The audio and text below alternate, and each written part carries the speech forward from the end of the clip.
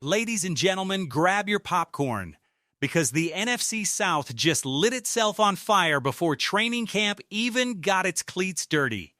If you thought this offseason in Tampa Bay was going to be quiet, boy, do we have news for you. On the eve of the first practice of training camp, the moment when teams are supposed to be all smiles, hype videos, and best shape of my life glitch, Tampa Bay Buccaneers defensive tackle Vita Vea dropped a bombshell that sent shockwaves through the entire division. He wants out. He wants a trade. And somewhere in Atlanta, Falcons fans are sitting up a little straighter, wondering if the football gods just handed them an early Christmas present. Stick around, because we're about to break down everything: the why, the who, the where, and most importantly, whether the Atlanta Falcons should be picking up the phone right now. This is a story with contract drama, a locked-in West Coast wish list, a coach on the hot seat, and a division rival that might be about to get a whole lot weaker. Let's get into it. The bombshell heard around the NFC South training camp is supposed to be a fresh start.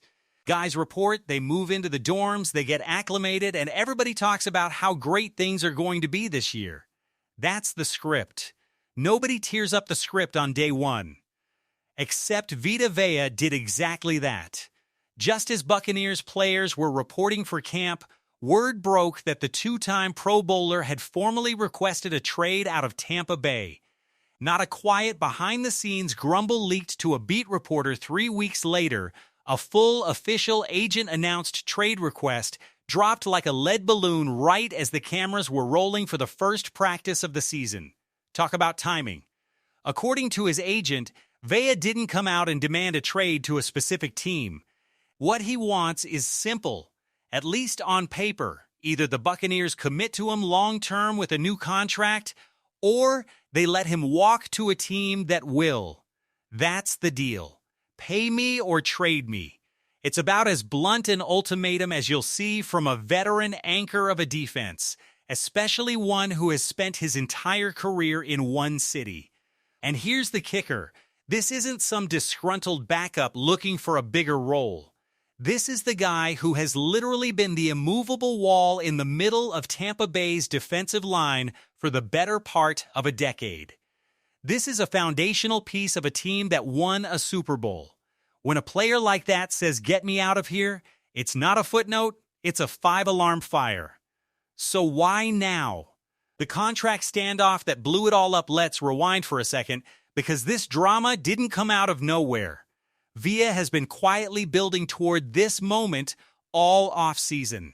He's entering the final year of a 4-year contract extension he signed a few seasons back, and he's set to make a hefty base salary in 2026, but critically, lucrative future evaporates. So what did Vea do?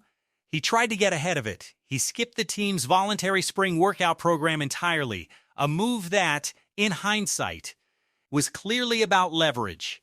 He showed up for mandatory minicamp, but reports indicated his lack of full participation was tied directly to the contract situation. He was basically staging a slow-motion holdout, hoping the front office would blink and offer him the extension he wanted before camp even started. Realizing the other side isn't budging, and slamming your laptop shut on the way out. And it's not like Vea is asking for something outrageous relative to the market either.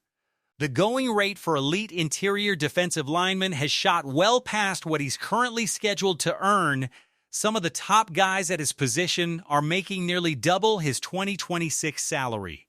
Vea looks at that number, looks at his ownersome, and thinks, "I've earned better than this." His head, and reportedly nursing a tweaked back from a conditioning test just to add a little extra chaos to the pot. Oh, and the head coach? He's already on thin ice after a brutal second half of last season saw the team collapse down the stretch. This is the last thing Todd Bowles needed walking into a make-or-break year for his own job security. Where does Vita Vea actually want to go? Here's where it gets spicy for the rest of the league. Vea reportedly has a preference, and it's not exactly a mystery. Multiple reports have indicated that his eyes are pointed toward the West Coast, specifically a California team or the Las Vegas Raiders. Now, why the Raiders? Simple. Tom Brady. Vea and Brady built a real relationship during their Super Bowl run together in Tampa, and Brady now holds a significant role with the Raiders organization. Connect those dots, and suddenly Las Vegas starts to look like the sentimental favorite. It wouldn't be shocking at all to see Vea end up walking into that building with Brady's blessing. But it's not just the Raiders. Insiders have floated a laundry list of teams that could realistically get involved if the Buccaneers do decide to move him. Everyone from NFC contenders looking to plug a hole in the middle of their run defense to teams with the cap space to gamble on a short-term rental with long-term upside. When you're talking about a player of Vea's caliber, the phone in Tampa Bay's front office is going to be ringing constantly over the next few weeks. But let's bring this back home, because there's a name conspicuously absent from most of those lists, and it happens to be the team we actually care about here, the Atlanta Falcons. The Falcons angle, should Atlanta make a move? Here's the fun part. Vita Vea plays in the NFC South.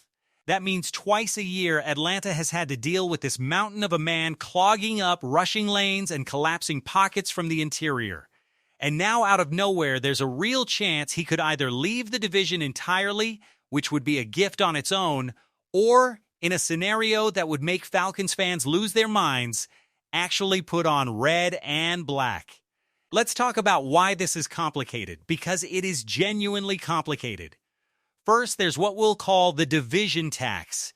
Teams almost never trade star players directly to their most hated rivals, and the Buccaneers and Falcons have plenty of bad blood built up over the years. If Tampa Bay is going to seriously entertain sending Vea to a divisional opponent, they're going to price that trade so high it hurts.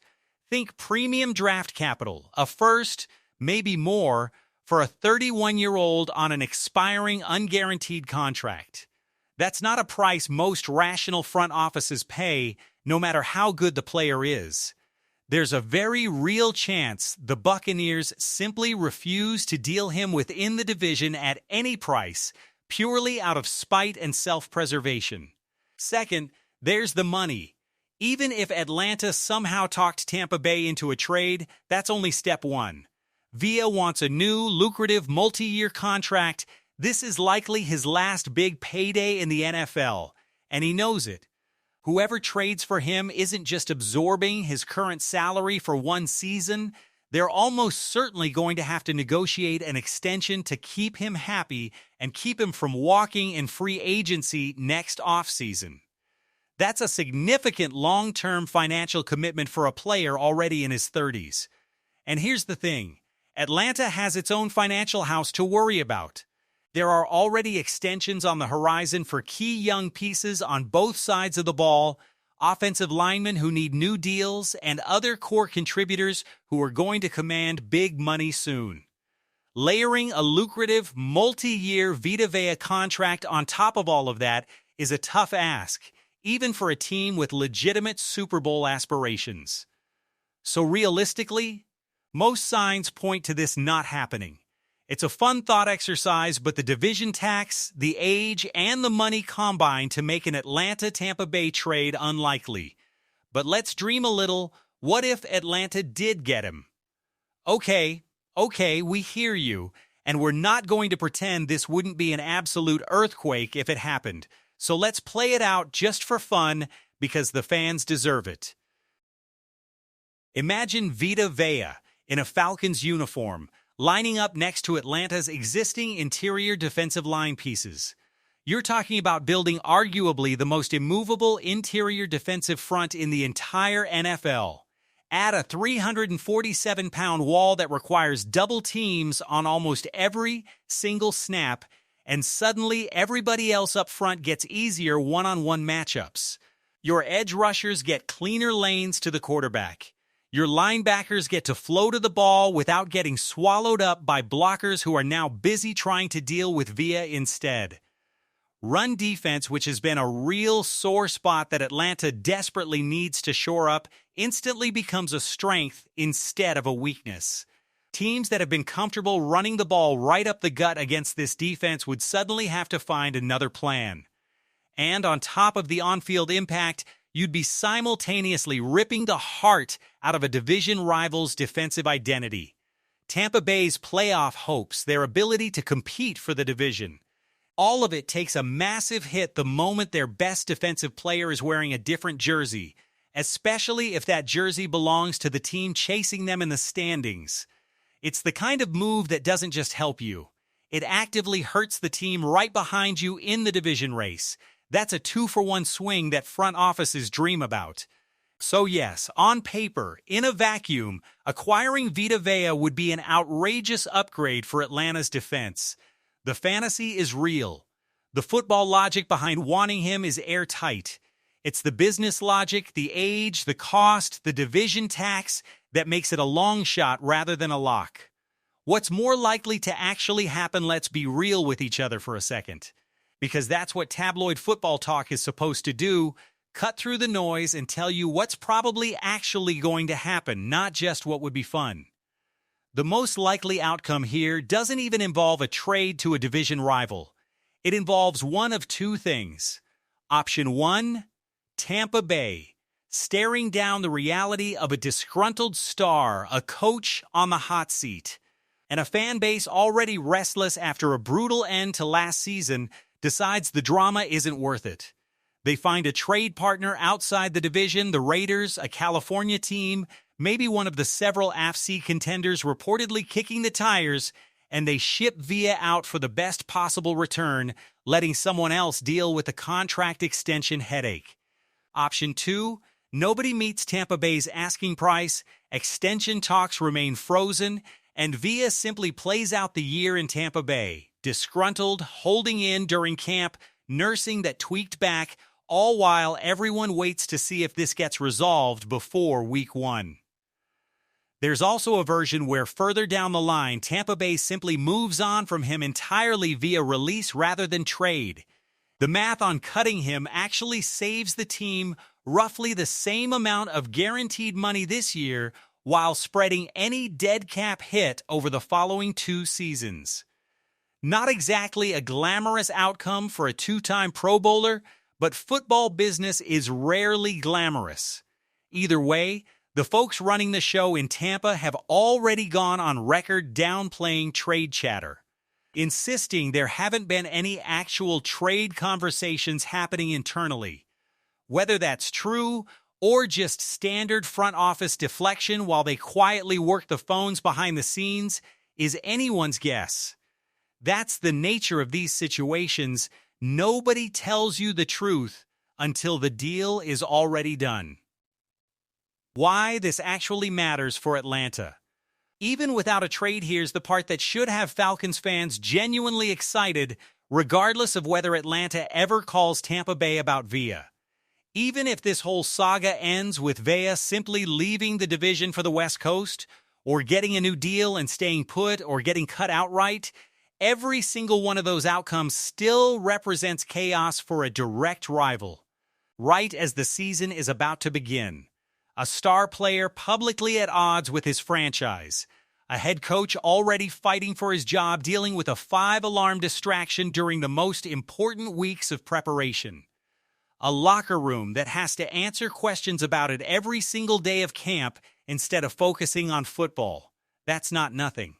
That's a division rival getting weaker, less focused, and more fractured, right as everybody else is trying to build momentum heading into the regular season.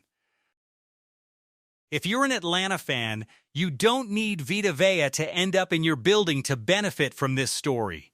You just need Tampa Bay to be dealing with this mess while your team gets to focus on training camp business as usual.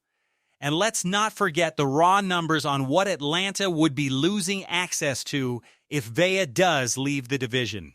This is a guy who, even in a limited role last season, still racked up dozens of quarterback pressures, ranking among the better interior defensive tackles in the entire league in that category, to go along with several sacks and a double-digit number of quarterback hits.